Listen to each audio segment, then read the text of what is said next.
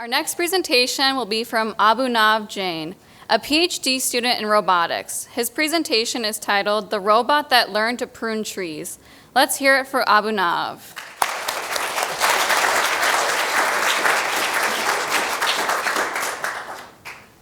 So a few years ago, I got the opportunity to visit a commercial apple orchard to learn more about them.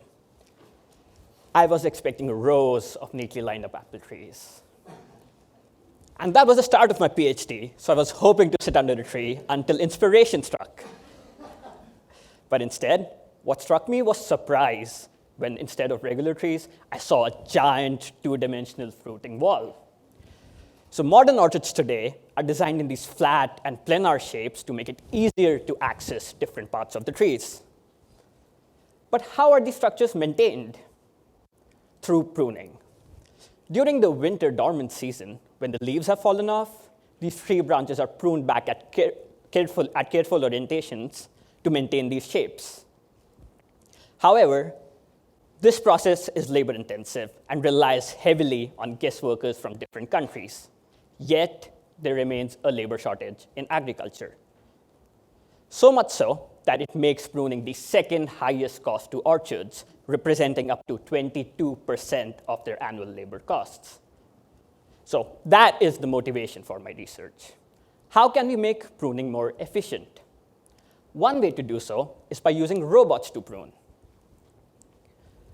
Similar to a human arm holding a pruner and cutting branches down using visual feedback, we can equip robots with a camera and a pruner to prune trees. If we can use the robot to prune the easier-to-reach branches, we can leave the harder ones for humans, saving precious human labor and time.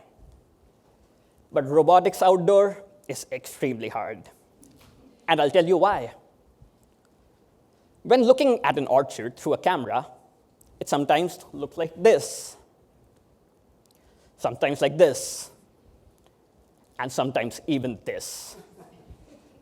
So writing code for the robot to work in such drastic lighting changes and color changes is close to impossible. Indoors, however, we can control this lighting and mitigate this problem, and that's what prior pruning robots have done. For grapes, pruning robots have enclosed the entire grapevine in a box and controlled the lighting inside, and thus they were able to prune. This method is ingenious, but impractical for larger structures such as trees. So this was the state of pruning robots a decade ago. And what has changed since then? The advent of AI and the availability of high-fidelity simulators. So a specific AI technique that I want to talk to you about today is called reinforcement learning. It works in a way that is very similar to how we train dogs. A dog, by accident, performs the correct action that we require, and we reinforce that action by using treats or rewards. Over time, with multiple of these actions and reinforcing those actions, they can learn to do tasks. So we apply the same concept of learning to robots. But what would a robot love? Large, juicy, positive, big numbers, of course. So to learn to prune, if the robot moves closer to the branch that is required to be pruned, mad treat.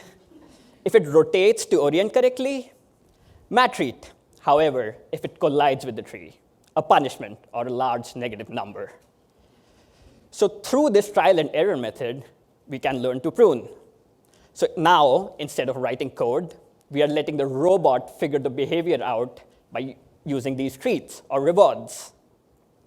But in the real world, this method of trial and error learning can take months.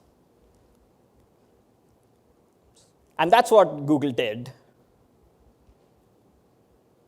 And that's what Google did for a pick-and-place task by running their robot for over 800 hours.